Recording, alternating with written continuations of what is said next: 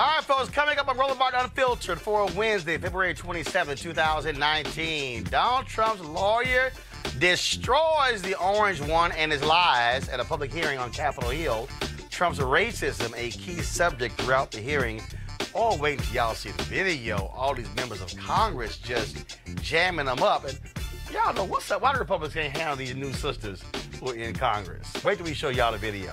NAACP President Derek Johnson is here to talk about how the NAACP has a new way to support them on Wall Street. We'll tell you about this initiative. Also, a black woman will be the next mayor of Chicago. It will be the second time in history an African-American is elected mayor of Chicago. We'll tell you about yesterday's vote in the Windy City. Also, we'll talk with the mother of Columbus, Ohio activist Amber Evans. It has been a month, folks, since she has been missing. Are the police looking hard enough for her? A mother reached out to us, and we're going to have her on the show. In Virginia, Lieutenant Governor Justin Fairfax got some good news this week. More people want him to stay in office rather than resign. Also, breaking news, the Washington Post is reporting that the wife of the governor of Virginia, Ralph Northam, y'all, she passed out some cotton to some black kids on a tour. What the hell is wrong with these people in Virginia? And today's crazy white woman is a Maryland state legislator. Wait till you hear her excuse for using the N-word. Lord, crazy white people. It's time to bring the funk on Roland Martin Unfiltered. Let's go. He's got it. Whatever the biz, he's on it. Whatever it is, he's got the scoop, the fact, the find. And when it breaks, he's right on time and it's rolling. Best believe he's knowing. Putting it down from sports to news to politics. With entertainment just for kicks, he's rolling. It's on go, roll, y'all. It's Roland Martin, yeah. Rolling with Roland now. He's funk, he's fresh, he's real, the best, you know he's Roland Martin now.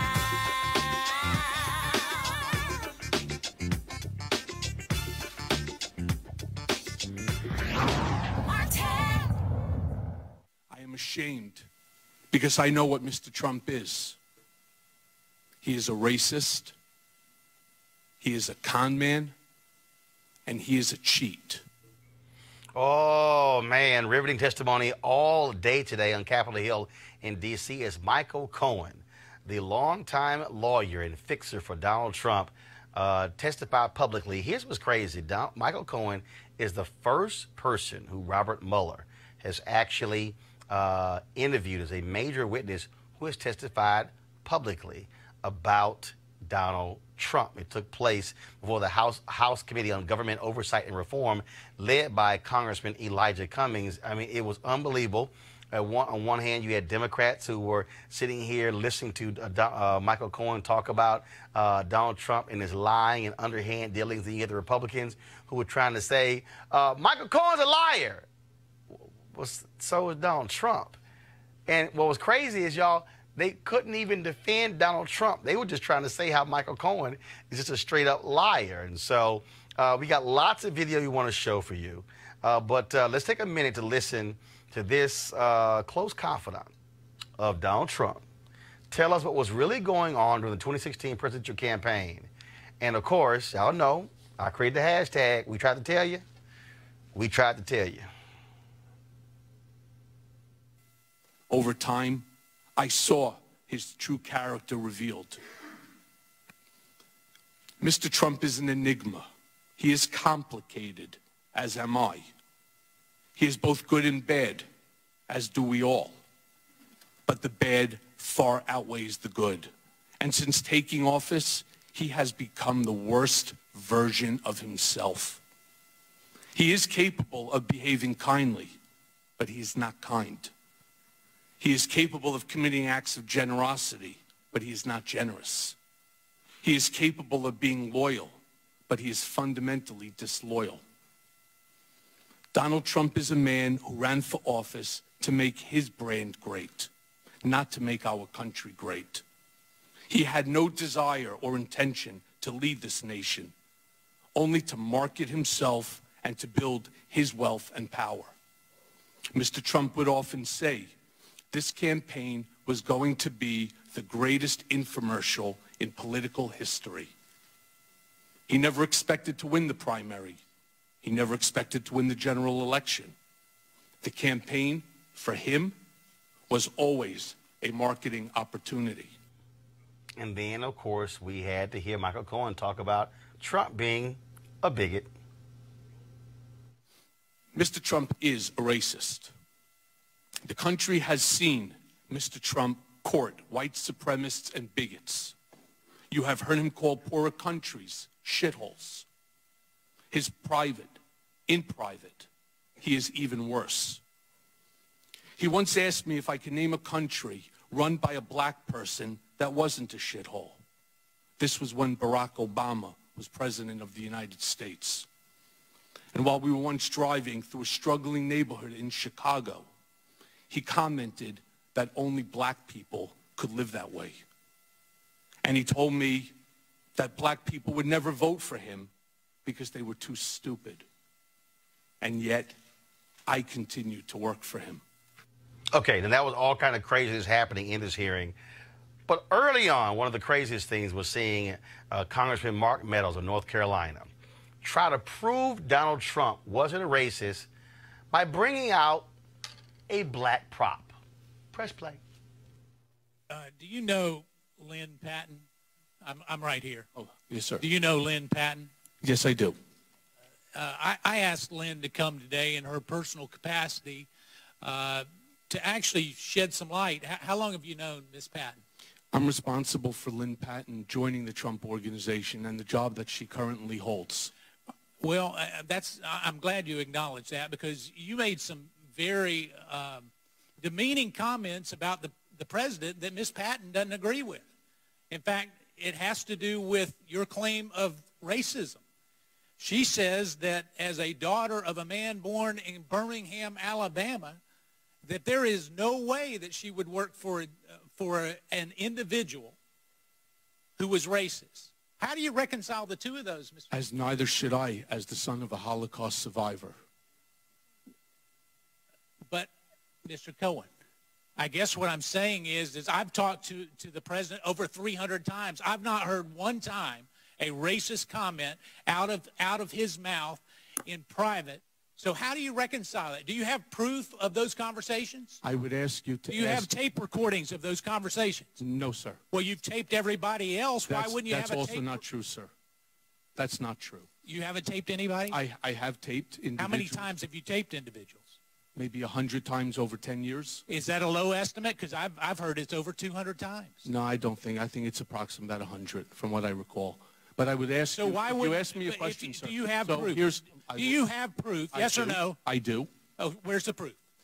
Ask Ms. Patton how many people who are black are executives at the Trump Organization, and the answer is zero. Mr. Cohen, we can go through this. Here, I would ask unanimous consent that her entire statement be put in the record. Well, Congresswoman Britta Lawrence of Michigan, she was like, that's some bullshit.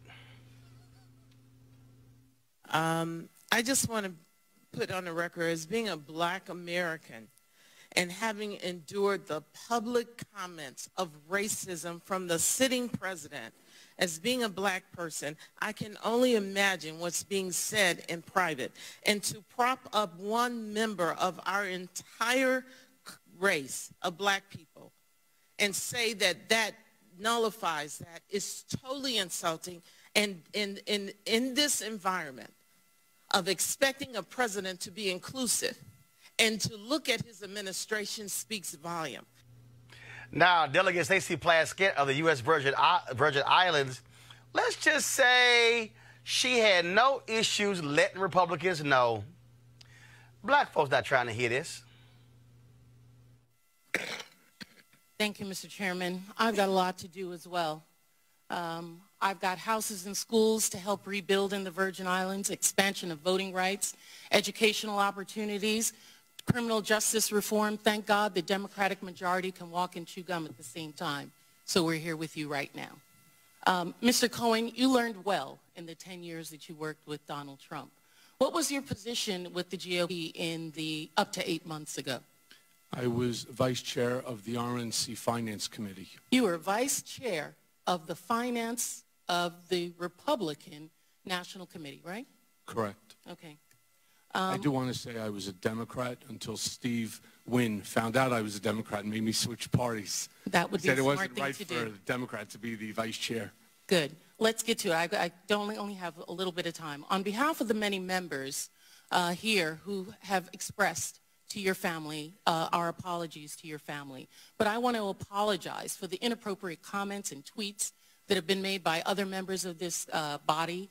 And as a former prosecutor and as former counsel on House ethics, I think that at the very least there should be a referral to the Ethics Committee of witness intimidation or tampering under USC 1512 of my colleague Matt Gaetz, and it may be possibly him being referred for a criminal prosecution. So I want to put that on the Matt, your ass in trouble.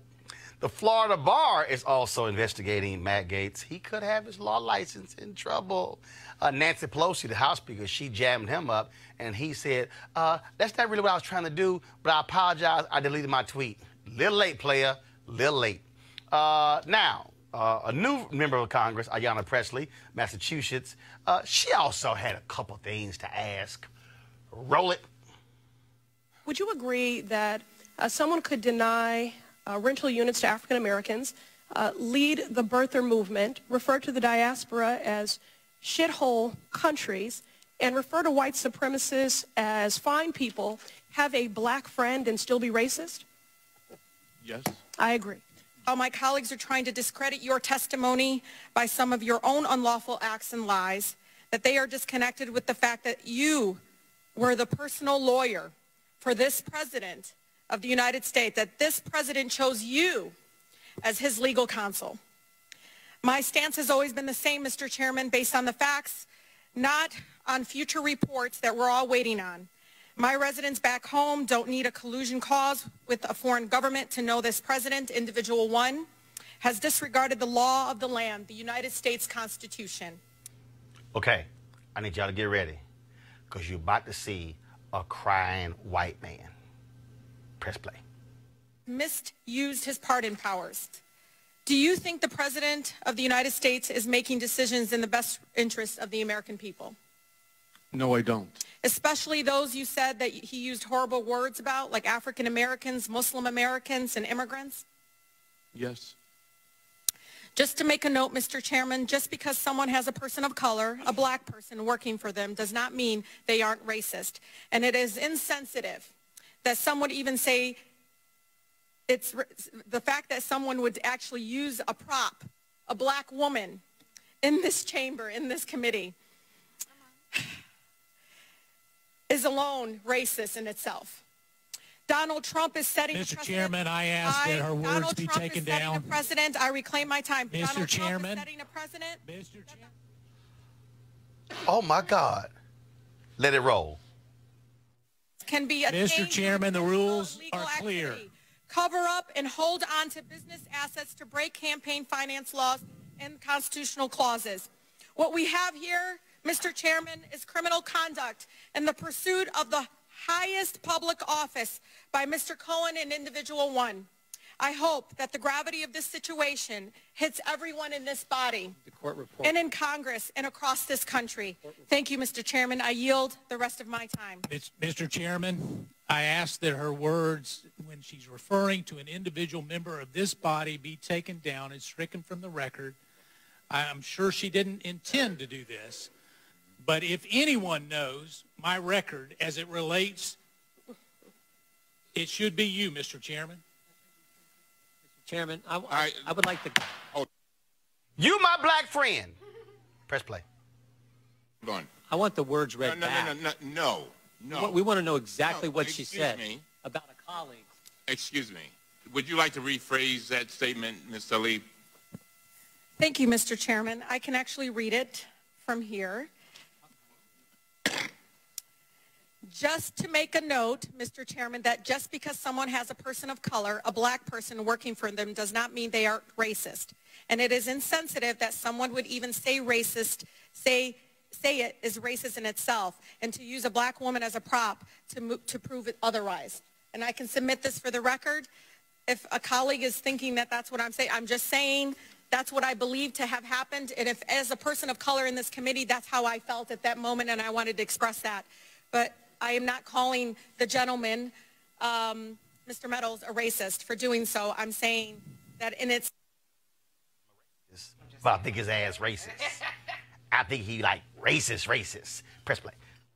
Itself, it is a racist act. Well, I hope not, Mr. Chairman, because I need to be clear on this particular... Mr. Chairman... Mr. Meadows, wait a minute. I've defended you Mr. Meadows, with false accusations. Mr. Meadows, I'm the chair. I'm the HNIC. Back. Where you are. Thank you. Right. I will clear this up. Now, Ms. Talib, I want to make sure I understand.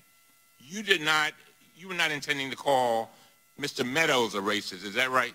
No, Mr. Chairman, I do not call Mr. Meadows a racist. I am trying, as a person of color, Mr. Chairman, just to express myself and how I felt at that moment. And so, just for the record, that's what was my intention. All right. All right. Mr. Meadows. Mr. Chairman, there's nothing more personal to me than my relationship. My nieces and nephews are people of color. Not many people know that. You know that, Mr. Chairman. And to indicate that I asked someone who is a personal friend of the Trump family, who has worked for him, who knows this particular individual, that she's coming in to be a prop, it's racist to suggest that I asked her to come in here for that reason. Mr. President, the president's own person, she's a family member. She loves this family. She came in because she felt like the president of the United States was getting falsely accused. And Mr. Chairman, you and I have a personal relationship that's not based on color. And y'all press play. And to even go down this direction is wrong, Mr. Chairman. First of all, I want to thank the gentleman for what you have stated. If there's anyone who is sensitive with regard to race, it's me. Son of former sharecroppers that were basically slaves. So I get it.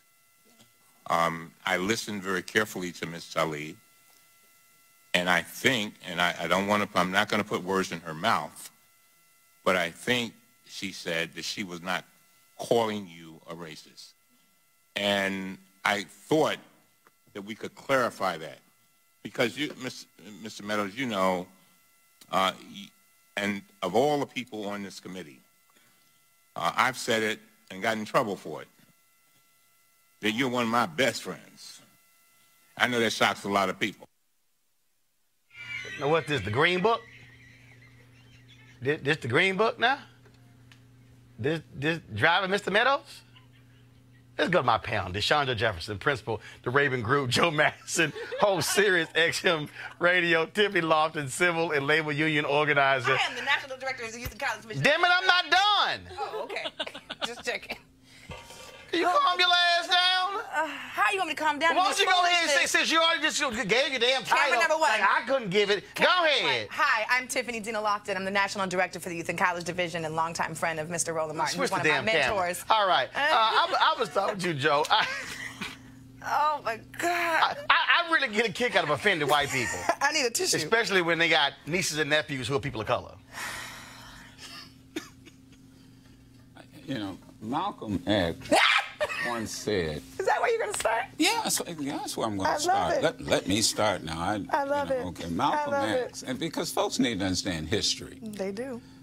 You know, first of all, Malcolm X once said, whenever a white person hears something that they don't want or don't like, first thing they do is go out and find some Negro to come in and counter what has been said. Kind of cosign. Yeah, right. And so that's exactly what he he did, I really felt sorry for the young lady who allowed herself to be used. You mean Lynn Patton? Lynn Patton as a prop.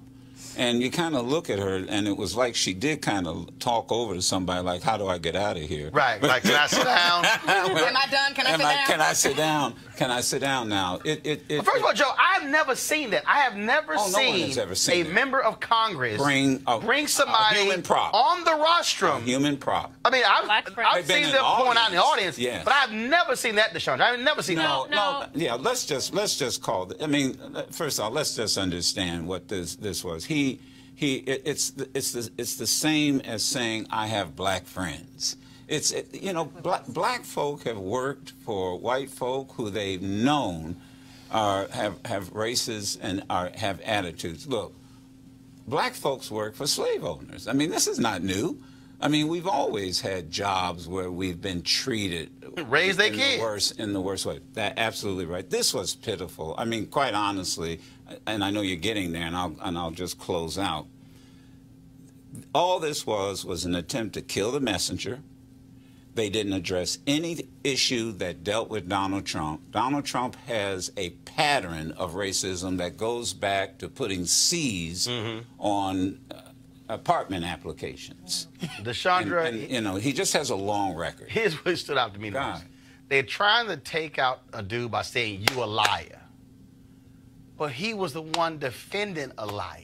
Exactly. And not one time could they sit there and actually defend Donald Trump, because they know they can't defend a liar. Well, no, they can defend him, and that was the entire point of his line of questioning, is to deflect from himself and to deflect from the liar president that we have up there. And honestly, I was offended. All of us were offended by Lynn Patton being trotted up, held up as a prop. But the thing is, honestly, Roland, I don't think she was offended or embarrassed. Oh, she's not. She's not. Oh, no. Lynn Patton is cool with it. She's been, that's her thing as, hey, look, remember, Lynn Patton was a party planner. Yes. Who all of a sudden now is a high-ranking executive in HUD. And then it was a trip. So she's moved into New York public housing for like a week to highlight the inequities in the public housing. But then she sent notice that, well, I got to leave because I got official business in D.C. That was it? Yeah, no. That was your official business? To come there and look like a lawn jockey? Stand next to Mark Meadows? Tiffany, that was a joke. That was a joke. Let me say two things as a precursor. One, I will forever watch hearing meetings from now on with you. That's one. One. Two, I think that it is a shameful day in American politics and history and in democracy, really, when we have to sit here and watch white people and black people in Congress debate whether or not one of them is racist, and then point the finger at Cohen and say that he's a racist, and then point the finger at Donald Trump and say he's a racist. I heard a lot of the testimony today during a meeting I was in. They called Donald Trump a racist, a bigot, a con man, et cetera, et cetera, et cetera. But to my community and my people, we already knew this. Hashtag we tried to tell you. We tried to tell you before the campaign trail, during the campaign trail, and then after he was elected. So this was a mockery of an attempt to talk about the moral values and positions of Donald Trump, y'all's president, and instead of us getting to the root of the cause, which was focusing on Donald Trump paid this man $35,000 in a check as hush money. He talked crap about his son. Paid it while he was in the Oval Office. While he was president. He committed a crime. While he was president, he committed a crime. He also told Cohen, listen, send a threat to everybody. I don't want my grades from school being released. I don't want my SAT scores being released. I don't want nobody to know that But he called for Obama's records. I'm just saying. And birth certificate, and the list goes on. That's what bullies do. That's what bullies do. That's also what bigots do. That's also what con men do. That's also what racist people do. But the thing here is, and this is what was truly laughable to me, and when Representative Plaskett said, yeah, we can walk and chew gum at the same time. That was funny. That was hilarious. And the fact that they refuse to deal with the reality that you have an undeniable liar who is in the Oval Office, who has committed crimes, who said, oh, no, I turned over my business to my sons. But here you got the man's lawyer saying, no, he's still writing Trump Organization checks in the White House. He laid out a series of things by saying, I can't get into that because it's actually under investigation. And the Republicans know they cannot defend it. And so we do know Michael Cohen lied, but he also, I thought, was hilarious. I've covered trials. I've watched trials. How many times have y'all seen a mobster testify against another mobster? And you can say, you a killer. Yes, I am. But he told me to kill. Yeah. And that's what it sounded. This reminded me literally of the testimony, Joe, in the 60s of mobsters who, Cosa Nostra was called out, and they were all called through. That's what it sounded like. I totally agree with you. And keep in mind, he's not on trial. He's not. He's already, I'm talking about Cohen. Yeah. And that's how the Republicans approach this, that as if he's on trial. He is not on trial. I'm a little subdued because I had to take a nap. I just got tired of, and maybe as I'm showing my age, I just got tired of hearing the same thing from every Republican. And we can say what we want to, but I'll give them credit. Boy, they can stick to a script. Like a Broadway play. Especially, Deshandra, you ain't got nothing else. You got a book deal? You gonna do a book deal? I love this one. Will you say under oath that you will not sign a book deal? And he's like, he said no. I just told y'all yesterday I lost my law license. Hell no, I ain't gonna tell you. I ain't gonna sign a book. I mean, it was like they were stuck on a book deal. Yes, they were. They were stuck on a television show. They're stuck on stupid. Yeah, they're stuck on stupid. That's what they're stuck on. No, they have to keep distracting from the real issues because they have nothing else. Nothing else. I will give Cohen credit when they asked him, well, what does that make you? And he said, a fool. I mean, he knows. Listen, we all know he's a liar. Everybody plays a fool. But and I'm going to do this tomorrow morning on my show, and I know you got Derek on from NAACP. And he's up next. Well, Derek, you ought to give Cohen an award. The NAACP ought to give. No, listen. Understand my sarcasm. Go ahead. They ought to give him an award because what Cohen did was what a lot of people don't obviously see. He brought us inside. That's right. Yeah. The operation. He brought us inside those private conversations. That's right. That you don't have. That you don't have a tape. Why would Cohen have a tape when he's probably used the N-word 100 times himself and wouldn't have a problem admitting? That's what I mean sarcastically, that he brought all of us inside these conversations that take place in back rooms, take place at poker tables, take place in bars, and he has exposed Trump for what he is. But the reality is, Trump has exposed himself. We knew what he was from the get-go. I was going to say, no, you're right. Yeah. Trump has exposed himself. When he came out and announced his run, for the presidency, before that was the birther thing, but when he's calling, Mexican immigrants, criminals, racists, drug dealers, we've seen this language from him, and I'm tired of people pretending like none of this existed. Remember the judge in Indiana. I want to be very, very clear that this is super important because this man, Donald Trump, plans on running for re-election. And if we're going to talk about not just his personality, which we all know is out of this world and effed up, but his actual crimes that he has committed while he is president that we need to take seriously, which my auntie Maxine Waters has been saying he needs to be impeached for a very long time, that the way this testimony plays out and what we don't hear, because yesterday there was a private testimony that we didn't get a chance to see, and tomorrow we're not going to see the testimony that Michael Cohen's going to do again, that all of this is, even though it's not a trial, should be taken seriously in consideration, not only with trying the president for the crimes that he's done, but re-electing somebody, not re-electing somebody who does not deserve to be in office in the first place. Congressman Elijah Cummings, he closed the hearing out with a powerful speech. I want to go ahead and play some of that before we go to our next story. So, folks, let me know when y'all got that queued up. And so this was the end of the hearing. It took place all day, of course. They had a couple of breaks. Members of Congress had to go vote. And so this was Congressman Elijah Cummings closing the hearing down. We're better than this. We are so much, we really are. As a country, we are so much better than this. And, I told you, and for some reason, Mr. Cohen, I tell my children, I say when bad things happen to you, do not ask the question, why did it happen to me? Ask the question, why did it happen for me? I don't know why this is happening for you, but it is my hope that a small part of it is for our country to be better. If I hear you correctly, it sounds like you're crying out for a new normal, for us getting back to normal. It sounds to me like you want to make sure that our democracy stays intact. The one meeting I had with President Trump, I said to him, the greatest gift that you and I, Mr. President, can give to our children is making sure that we give them a democracy that is intact. A democracy better than the one that we came upon.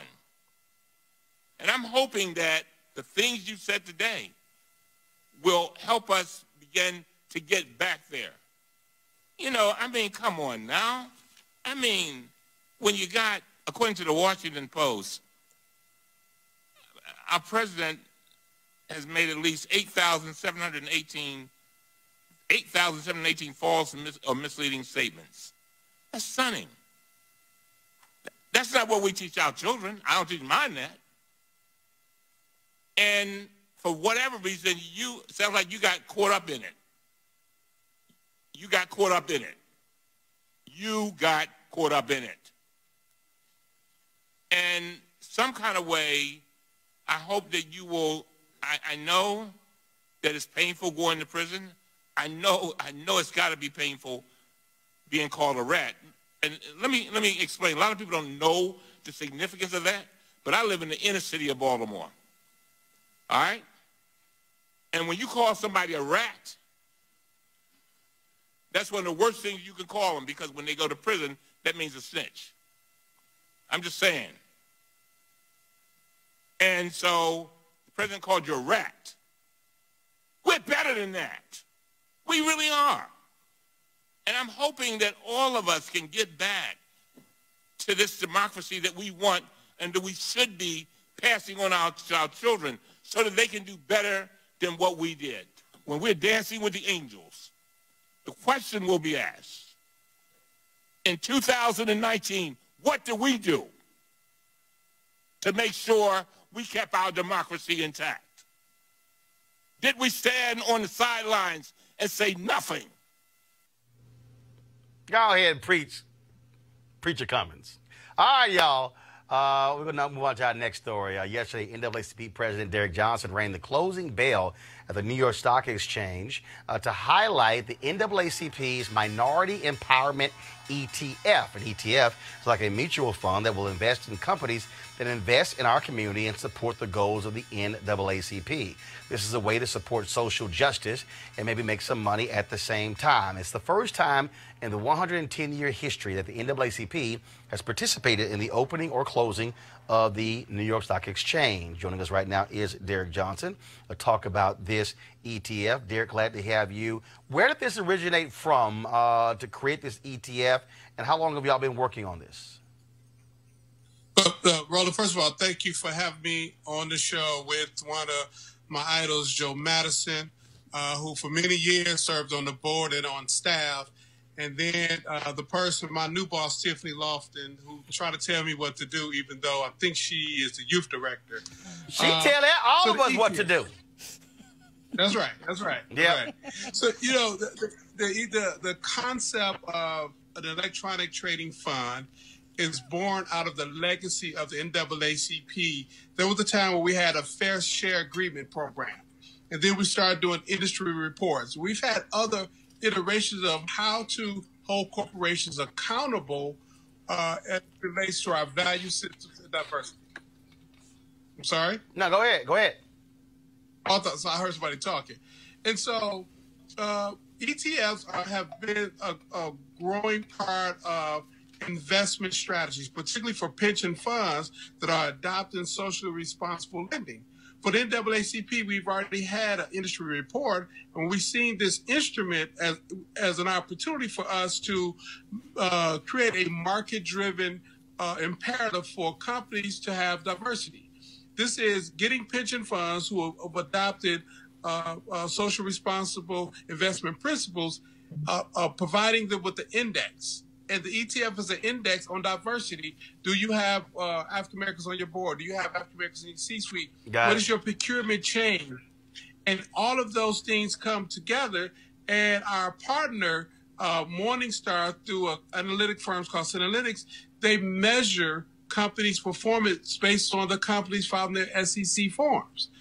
It is a strategy to hold corporations accountable for diversity, knowing that corporations have one responsibility legally, and that's to maximize profit for shareholders. And until we deal with impacting the profits, then we will always be in this perpetual treadmill of companies do bad, we jump in, they do good for a while until they go back and do bad again. So with this ETF, Derek, how can a person watching, how can someone on the panel, is it something they can invest in? So how does that work for the consumer?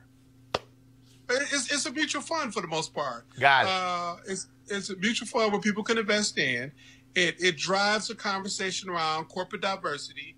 The NAACP, we are given the value proposition of what the criteria should be in terms of diversity, and then our partner, Morningstar and Impact Strategies, they manage and then they rate the funds, and what the investment that come in there, NAACP generate revenue as we hold companies accountable. Okay. So we're not beholden to the companies, we are beholden to a value system of diversity. All right, then. Well, we certainly appreciate it. Where can folks go learn more about this NAACP ETF? You can look up online Impact Strategies, Impact Shares, NAACP ETF, and information come up there. You can look them up on New York Stock Exchange. The fund is publicly traded on the stock exchange. We were pleased that we had the first individual to put the $1 billion into the fund, and we're going to grow it over time. All right. Derek Johnson, CEO NAACP, we certainly appreciate it. Thanks a lot. Thank you. All right, folks, let's talk about history being made in Chicago. On April 2nd, when the runoff is held for mayor of Chicago, a black woman will be elected mayor of that city. It will be the second time in history an African-American is elected mayor. In 1983, Congressman Harold Washington was elected mayor. He was reelected in 1987, but just a couple of weeks after that reelection, he died of a heart attack while at his desk in a meeting. Eugene Sawyer was chosen to fill out the remainder of his term. But yesterday's runoff, where no candidate got 50 plus 1% of the vote, it will come down to these two black women. And first off, you have Lori Lightfoot, of course, a longtime federal prosecutor. She got 17.5% of the vote. And Cook County Board President Toni Preckwinkle, she got 16% of the vote. Here's how the Chicago Tribune described the two. The results set up a showdown between two self-styled progressives. Preckwinkle, chair of the Cook County Democratic Party and a former longtime alderman who rose from Hyde Park's bastion of liberal politics, versus Lightfoot, a first-time candidate who has railed against Chicago's history of machine politics and vowed to usher in a new era of reform at City Hall. Now, Bill Daley, the son of one Chicago mayor and the brother of another, he finished in third place. Folks, there were some 14 candidates who ran for mayor. Willie Wilson, African-American businessman, got 10.5%. Amara Enya, an activist and community organizer who was supported by the likes of Chance the Rapper and Kanye West, she got 8%. LaShawn Ford, a former state legislator and current real estate investor, he got 1%. Neil Sales Griffin, an educator, got 0.3% of the vote in that particular race. Now, in the case of Lightfoot, she calls herself a triple threat, that she is a black woman, that she, first of all, she's a woman, that she's black, and she's a lesbian. It's been a nasty race between her and Preckwinkle. I want to go to our panel here. These two do not like each other. At one point, some said that Preckwinkle tried to offer Lightfoot a high-ranking job in the county to get her to drop out. Lightfoot blasted that. This is going to be a lot of heat over the next 30-plus days in Chicago because, again, this is for the control of the city and the people who don't understand Chicago. The strong mayor. Yep. The mayor of Chicago controls the city budget, the housing budget, controls the schools, controls the transportation budget. That's a whole lot of power invested in one person. The airport. Same thing, all of that. I mean, being governor of a state. And that's why it's hard to run against an incumbent, because if you got a contract with the city of Chicago, you can't support somebody running against the mayor because you will get cut off. Well, I think this also speaks to the fact that I do hope this doesn't get down to a campaign of personalities, of insulting one another, because what you just described is everything that is at stake. And that's what I'm really afraid of, and the media may drive that. But the last thing you need are two black women that are on each other's case over personal issues when you know we all have serious issues in Chicago. It's got to be based on issues. The other issue that you have here is that Chicago is such a unique city in that it still is one of the most racist cities in America in terms of how voting takes place. African Americans have 6 of the top 10 voting wards. And the fact that you have 2 black candidates who are in the top 2 positions is shocking. The reason you need 50 plus 1% is because of Harold Washington. When he ran in '83, he ran against incumbent Jane Byrne and then Cook County State's Attorney Richard Daley. Well, because he won the most votes in the primary, he went on to the general election. Now, Chicago's a Democratic city. White folks were so angry with a black mayor that he barely beat Bernard Upton. I mean, Upton was running ads basically saying, vote for me before it's too late. And they blocked, and so what they did, they changed the rules. And then if you ran, you had to get 50 plus 1 in the primary because they said we will never have another Harold Washington. And so this is going to be interesting, to Joe's point, how this thing breaks down with issues and what voter turnout is going to be like. Well, first of all, this is Chicago politics we're talking about. It's not going to be just on policy. It's going to be on personality. As Roland mentioned, it's already kind of gotten ugly when, you know, one candidate's offering another one a high-ranking job. Now, Tony Preckwinkle, first of all, I grew up outside of Chicago. And I remember when Mayor Washington died. I remember little white kids coming up to me and making racist comments about, oh, well, we finally got rid of him. Like, excuse me? But that legacy is still there in Chicago, even though it has such a high concentration of people of color, people that look like us. But this race is going to be ugly. I'm sorry. It's going to be like knockdown, drag out, because so much is at stake. And you have someone who came up through the party system, someone who is the quote-unquote establishment candidate versus that insurgent outsider. This is going to be interesting, the race to watch, but it ain't going to be about policy. It's going to be about personality. Tiffany, but also I think for black folks to understand, this boils down to power. Harold Washington brought in a number of black folks into city government that had been locked out. General counsel, legal counsel, so many other positions. And the white folks in Chicago, the aldermen, they did everything to block him. Ed Burke, who also was indicted, who won yesterday, he was one of those leaders. And when I say they tried, I mean, many people in Chicago still believe that the pressure that Harold Washington was under for 4 years caused his death because of how white folks on that alderman, how they treated him. And so for African Americans, now you're talking about not being in the position. Because, look, I spent 6 years there, and all black folks would say is when Harold was mayor, and I kept saying, damn it, y'all, he dead. Right. And how do you have that many black people who are in the city and they're not voting? So now have an opportunity for an African American to be back as the mayor of Chicago is a huge deal. It's going to be a power thing, too. Yeah, it's a power thing, it's an access thing, but what you said, Roland, was key. We have to, when this runoff happens in April, the folks in Chicago are determining their future. They're going to be going to the polls to determine which direction do we want our schools to go in, what direction do we want our communities to go in, what direction do we want our infrastructure to go in. And in a race like this for mayor, and you have all the other races that are happening across the country. It's going to be really important to determine where the power lies, who's going to be in charge, and who's setting the agenda and priorities for that community. They must take it seriously. I'm not from Chicago. I'm from L.A., but I think it's really important that the constituencies, the members, the city, and the community of Chicago actually do take in priority what the issues are going to be, what the policies are going to be, and what the track record has been, not Joe personality. Preckwinkle raised $4 million. Lightfoot raised a little over $700,000, but she ran an insurgent campaign as a federal prosecutor and a crusader. Do you believe that with Lightfoot saying, I'm an outsider and I'm running against the ultimate insider? I don't think it's going to work in Chicago.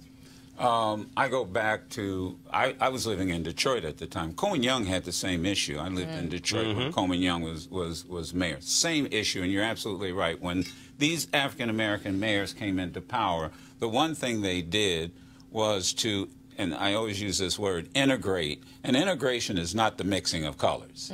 It's the sharing of power, resources, and responsibility, because what is segregated is power. Right. And what the mayor, what Mayor Harold Washington did was he integrated, as you know, Roland, and others that live there, he integrated the power. You've got black folk right now who owe Harold Washington the fact that they are living pretty good. Same thing happened in Detroit. Same thing happened here with Marion Barry in Washington, D.C. I remember almost losing my first job as the political director of SEIU, because I went on weekends and worked for Harold Washington. Folk around the country came in and doing nothing but passing out. And I had a president of SEIU who told me that I could not go on weekends and work for Harold Washington because the unions were backing his opponent. These were Europeans, second, third generation Europeans, and they were not going to turn the power over to an African American. And I told him, well, look, I'm a black man. He said, well, no, you're labor. I said, excuse me, on my birth certificate, it does not say labor. It says black man. And almost lost my job as the political director. So here's what I'm ending with. It has to be about policy. It has to. And I'm going to tell you, watch the labor unions. Oh, here's the deal. Watch the labor unions. SEIU, Chicago Teachers Union, they backed Preckwinkle in the general. Excuse me, in the primary. The other issue is Lightfoot did not raise a lot of money. She's going to have to raise money real quickly, and so you'll see who's going to be endorsing, whether she can raise the money. But I still say, as somebody who is running as a crusader, you've dealt with Rahm Emanuel in Daley. You dealt with Laquan McDonald Tate. You dealt with police abuse as well. This is where being an outsider works, and being the fact that she's a federal prosecutor. But everybody out there, do not underestimate the Chicago machine. That's right. Even when it comes, if a black person is leading it, because they're the ones who, under the Chicago machine, the Cook County Democratic Party, the last thing they want is a reformer as the mayor of the city, because that messes with this. So we'll be paying attention. The runoff is going to be April 2nd, and we're going to be trying to get both of them on Roland Martin Unfiltered to answer a few questions. Folks, let's now go to Columbus, Ohio, where community organizer Amber Evans has been missing for nearly a month. Her car was found, but very few details have emerged since then. Evans was an outspoken critic of the Columbus Police Department, and many believe that they're just not trying hard enough to find her. A couple of days ago, I got an email from Amber's mother, Tanya Fisher. We, of course, have been covering this case. I've had numerous people asking me to cover this case. I sent text messages to members of Congress as well, asking them to pay attention about this case as well. And so I'm glad that Tanya sent me that email. Tanya, welcome to Roland Martin Unfiltered. Hey, good morning. So first, the last time you talked to and saw your daughter? The last time I had spoke to my daughter was the Saturday before that Monday, and she had spent time that Friday with her siblings at my mother's home, and they had all got together. They had a great time from what I understand. I was in Cleveland for a little bit that evening on Friday. So then Saturday, I didn't talk to her Friday night, but then Saturday I talked to her in the mid-afternoon, and we had a real good conversation. She seemed to be really good in spirits. I was asking her how the new job was going and everything. She was like, it's work. And then I was like, well, I understand. And I said, so what's going on with it? And she was just like, it's just trying to pull things together, because it's a new position. I said, yeah. And then I said, well, you're getting ready to turn, 29 coming up. And I said, so, I always have this running joke with my other kids and with all the kids really that, I have 6 kids. So I'm going to graduate 6 times. I'm going to go to college 6 times, all those things. So I said, Amber, I said, what are we going to do in our 30, 40 life, And I said, what would you want to do that would make you really happy?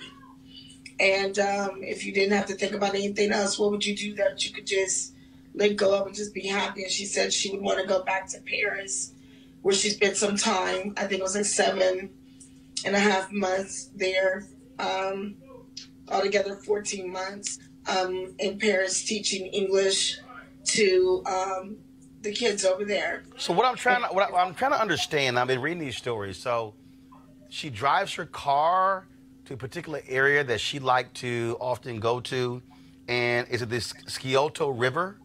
And what did they discover her car door open, or did they discover, was her purse there? Was her belongings there?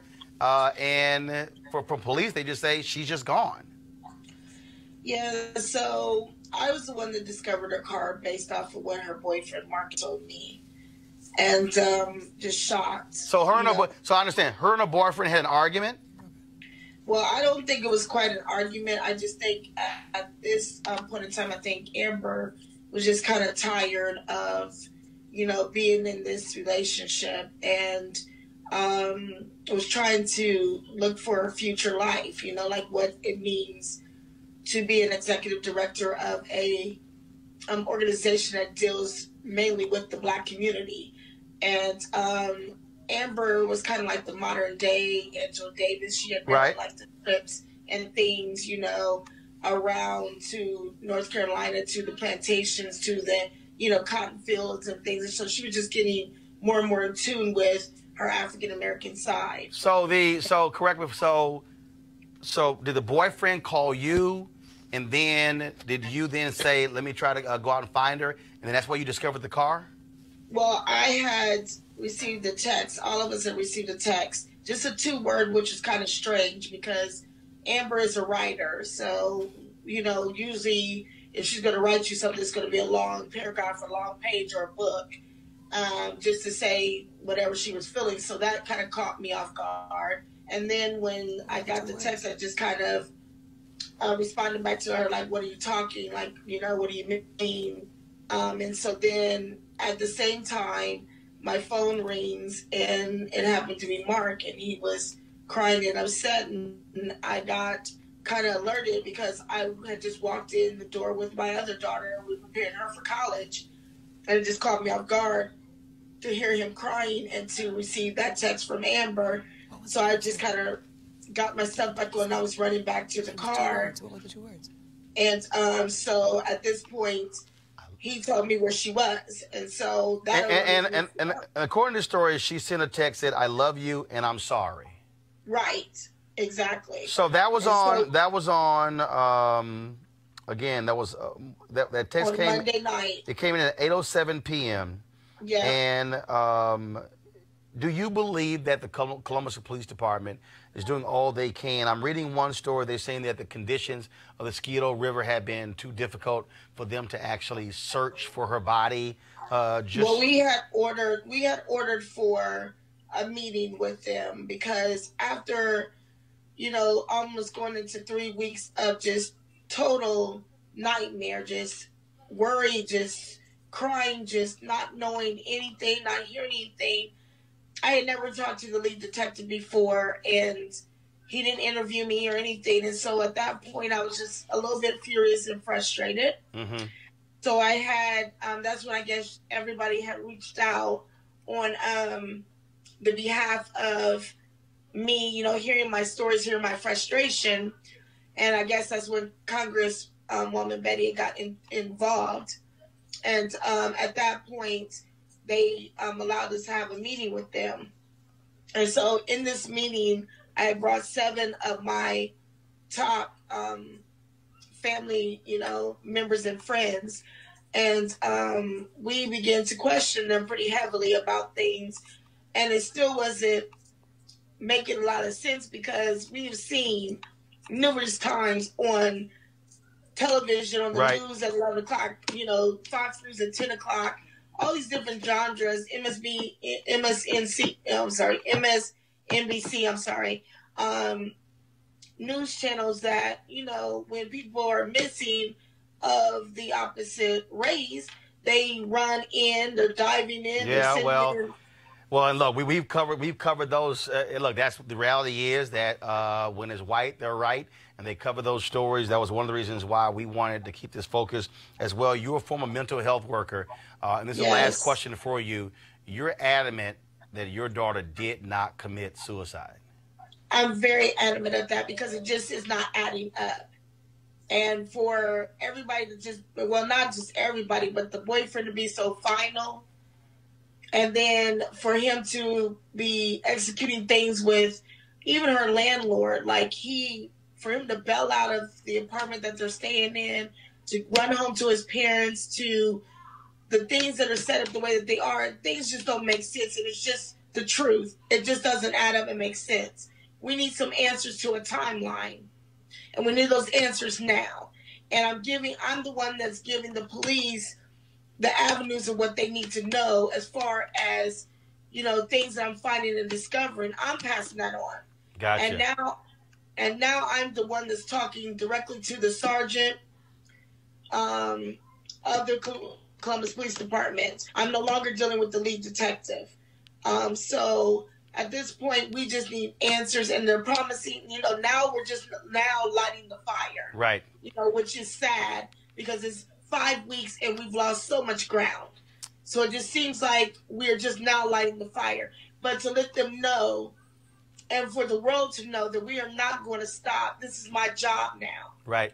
And I'm not going to stop as a mother. I mean, if you know anything about, you know, the cord that ties a mother to their child, I'm that mother. I don't stop. I won't, you know, quit. It won't. There's nothing that is going to make this any different. So they better get ready because it isn't going to end. Well, Tanya, we certainly appreciate you reaching out to me, sending me that email. That's why we wanted to have you on. Folks, if you have any information regarding Amber Evans, the Columbus Police Department's Missing Persons Unit is 614-645-4280, 614-645-4280. Tanya, we're going to be hoping for the best, and we're going to keep the attention on this story as well, because one of the reasons we created this show is because we understand the mainstream media doesn't cover our stories. And so hopefully somebody who's watching this right now on YouTube or Facebook or Periscope got any information. Hopefully we can have some good news about the whereabouts of your daughter, Amber Evans. We appreciate you joining us. Yes, thank you, Roland. Thank you, Jackie. All right. Tanya Fisher, thanks a bunch, the mother of Amber Evans. Folks, we're going to go to a break. We'll be back on Roland Martin Unfiltered in just a moment.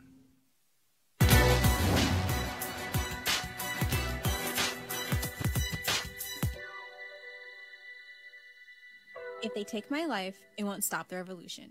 Poet Nika Giovanni.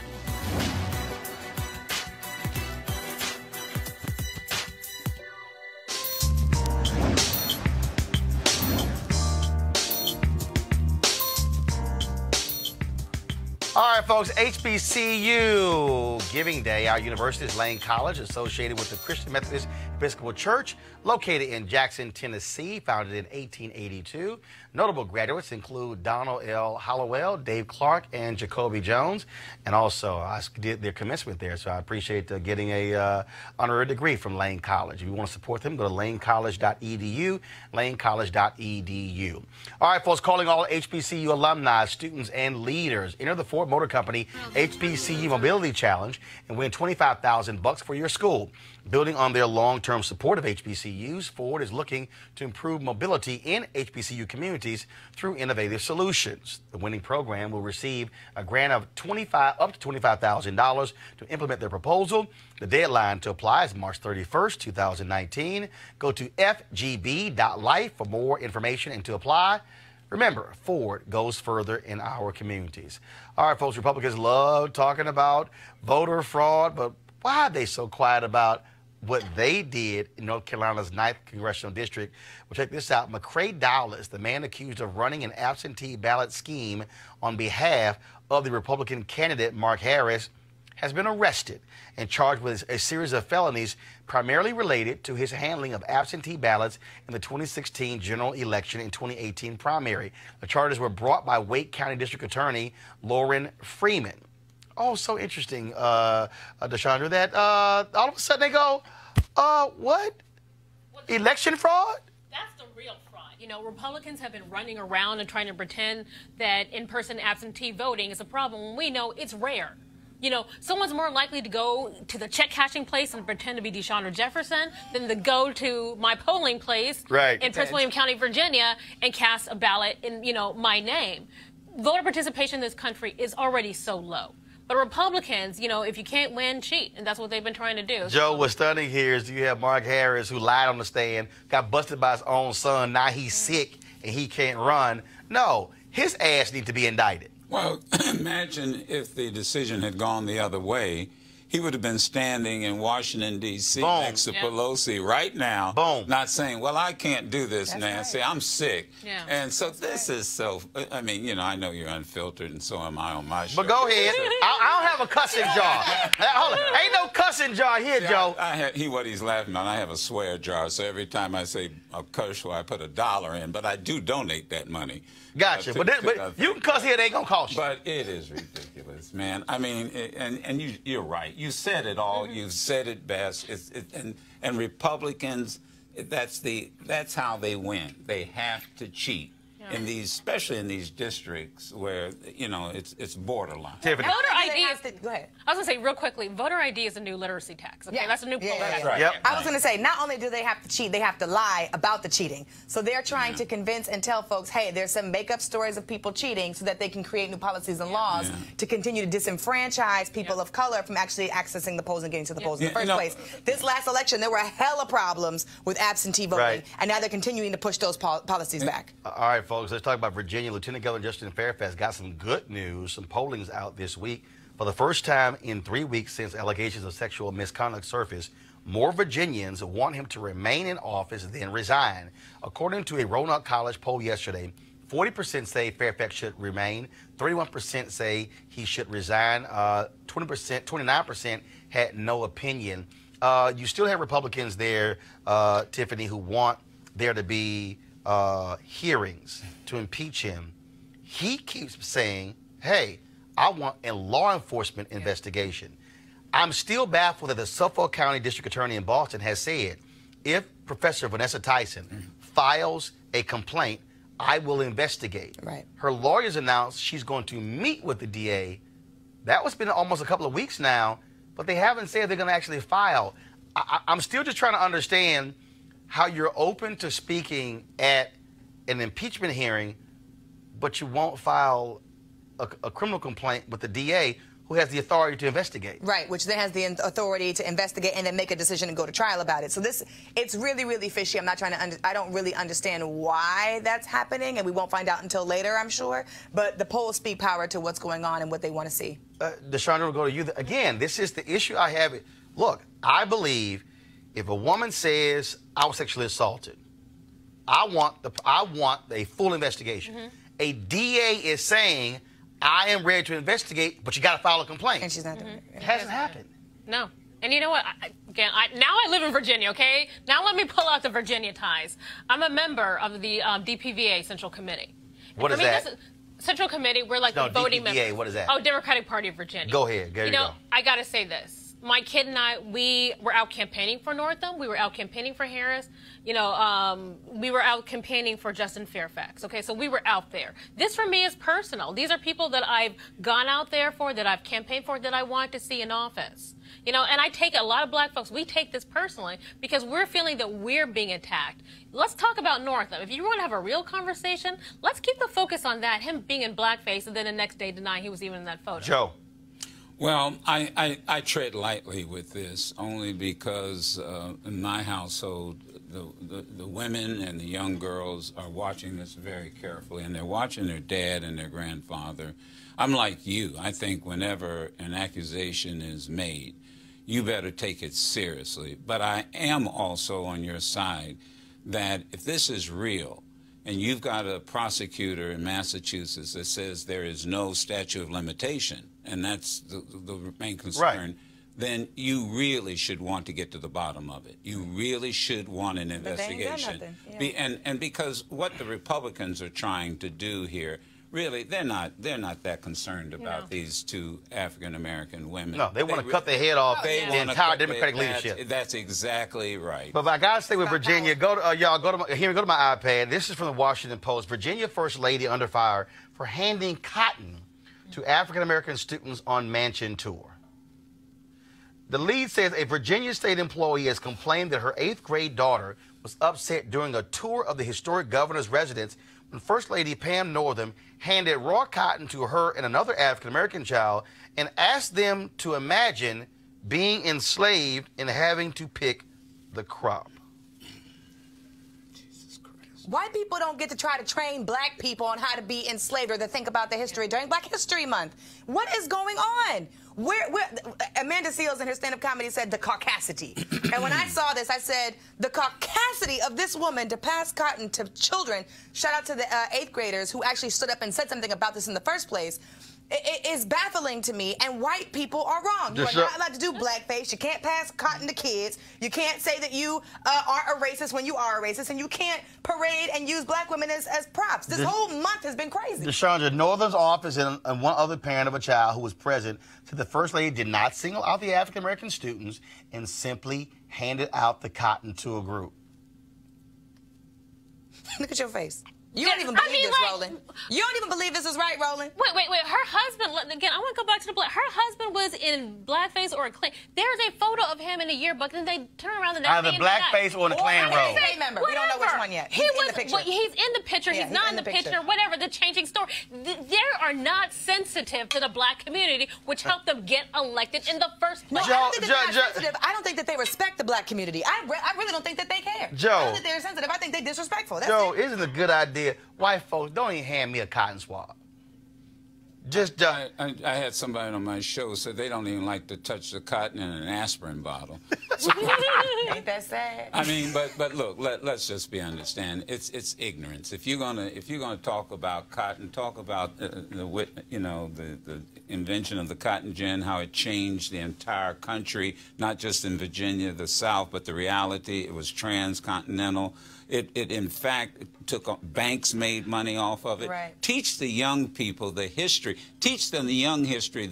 Teach young people the history of King Cotton and how even King Cotton was part of the March West with Native Americans that they stripped their land. I want someone to teach the Northams about white fragility. Hey, screw! I almost got $1 in this swear jar. Go ahead, Joe. No, screw the Nortons. You guys keep worrying about them. Screw them.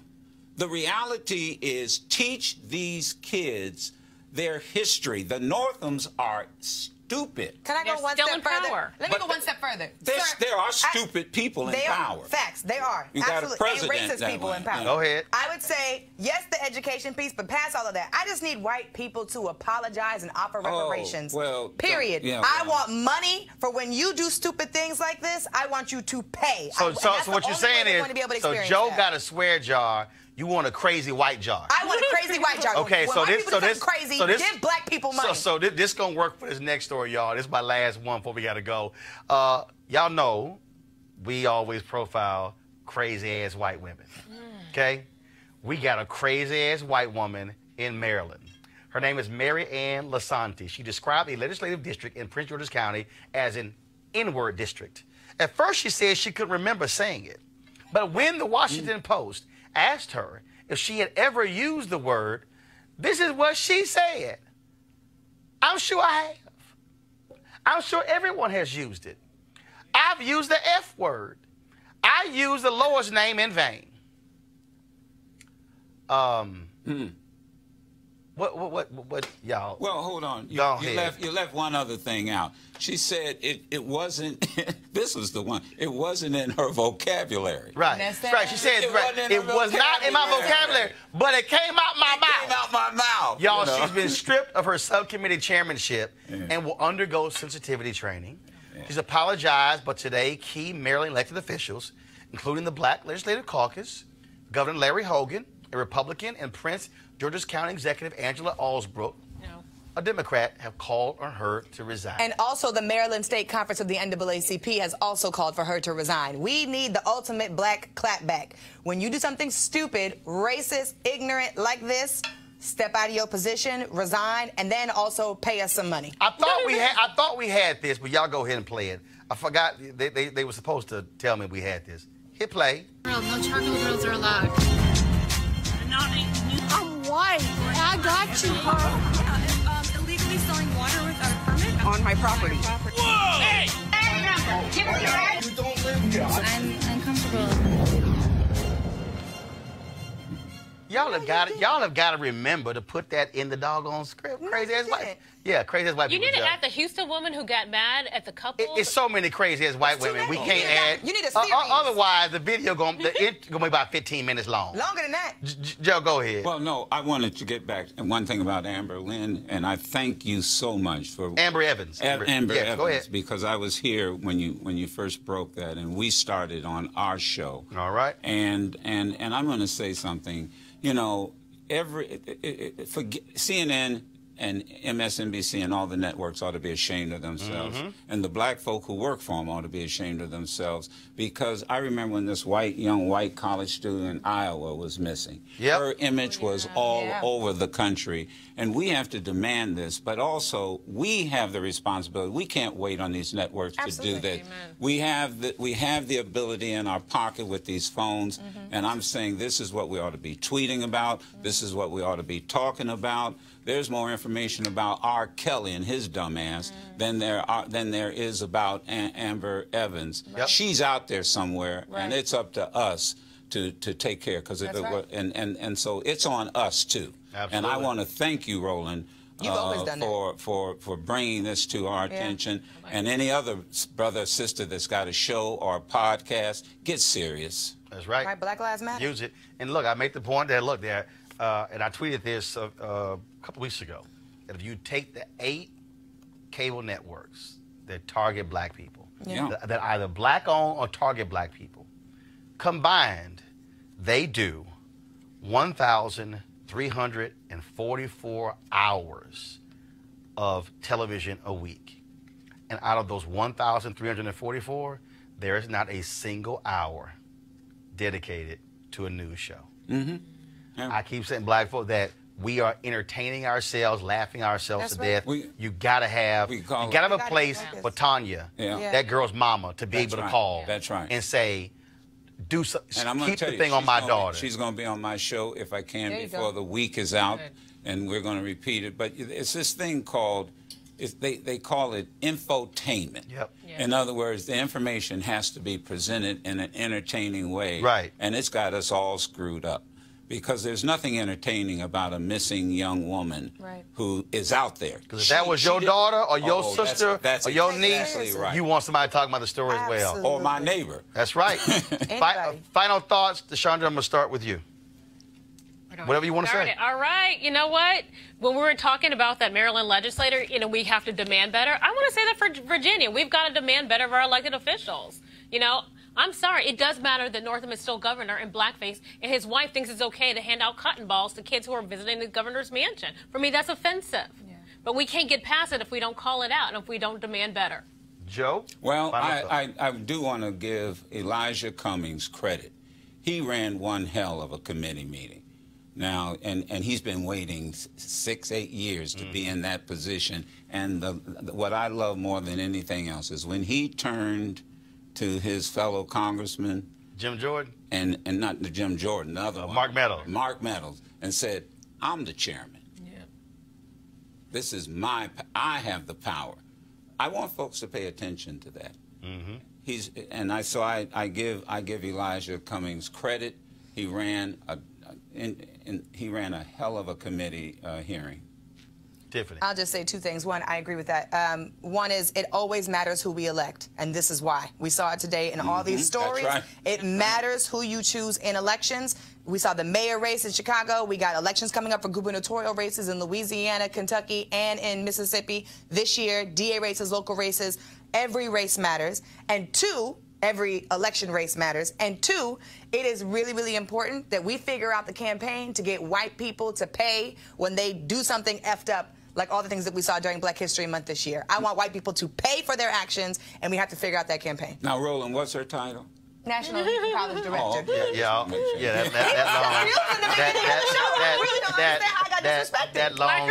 That long two-sided business card. Put some respect on my name. Because it takes about 20 minutes to go through all your titles. All right, y'all, so here's my final comments. You heard me talk about what we have here. Here's the reality. I just want y'all to understand. I know there's a whole bunch of other people out there, you know, and they pull up their laptop and they talk on YouTube. But here's the reality. This is the only news show that's a digital show targeting black people. And you got to understand this, and I'm just keep saying it. We got to fund our freedom. That black mama, CNN has not called her. That's right. MSNBC has not called Tanya. Fox News has not called her. ABC, CBS, NBC. So when are we going to put our money where our mouth is and support shows that matter? Now, I'm going to just be honest with y'all. When TV One ended my show, there were people, they still hit me up. Man, we would love for you to go back to CNN, love for you to go back to MSNBC, but let me help y'all out. If I had a show on one of those networks and that sister emailed me, I would have to ask somebody else, can we put her on the show? And somebody else would say, we think that there are other stories that are more important. Y'all, I'm a grown-ass man. I'm 50. I run 3 black newspapers, a black website, news editor for a black magazine. I'm not interested in asking somebody white, can I? I'm just being straight up. I'm not.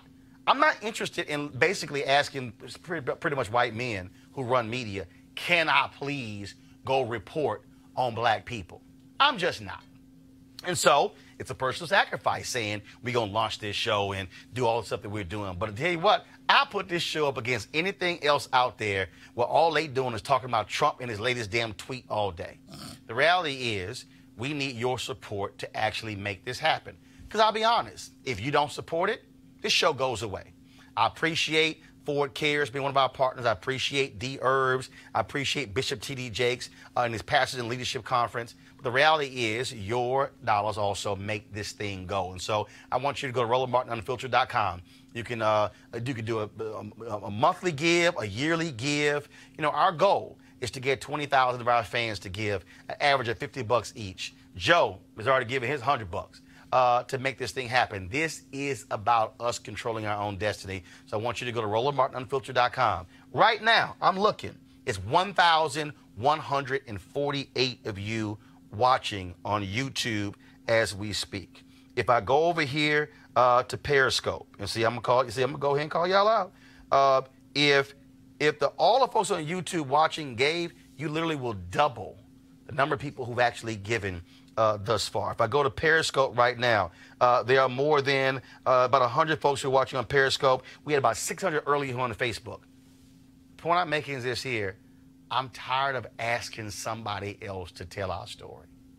We must control our narrative. And so go to RolandMartinUnfiltered.com. Tomorrow on the show, folks, we're going to talk about the amount of money, $23 billion more that has gone to white schools versus black schools. It's not like we didn't know that. We'll talk about the impact and what that has on our children. So we'll see you guys tomorrow right here on Roland Martin Unfiltered. Holla!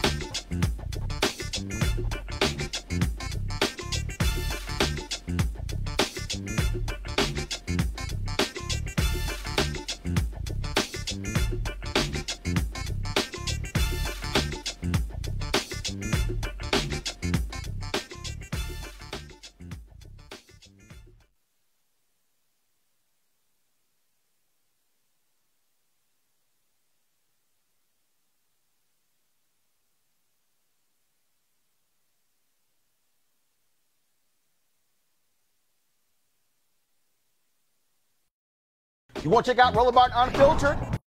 YouTube.com/Roland S. Martin. And subscribe to our YouTube channel. There's only one daily digital show out here that keeps it black and keep it real. It's Roland Martin Unfiltered. See that name right there? Roland Martin Unfiltered. Like, share, and subscribe to our YouTube channel. That's YouTube.com/Roland S. Martin. And don't forget to turn on your notifications so when we go live, you'll know it. You want to support Roland Martin Unfiltered? Be sure to join our Bring the Funk fan club. Every dollar that you give to us supports our daily digital show. There's only one daily digital show out here that keeps it black and keep it real. It's Roland Martin Unfiltered. Support the Roland Martin Unfiltered daily digital show by going to RolandMartinUnfiltered.com. Our goal is to get 20,000 of our fans contributing $50 each for the whole year. You can make this possible. RolandMartinUnfiltered.com.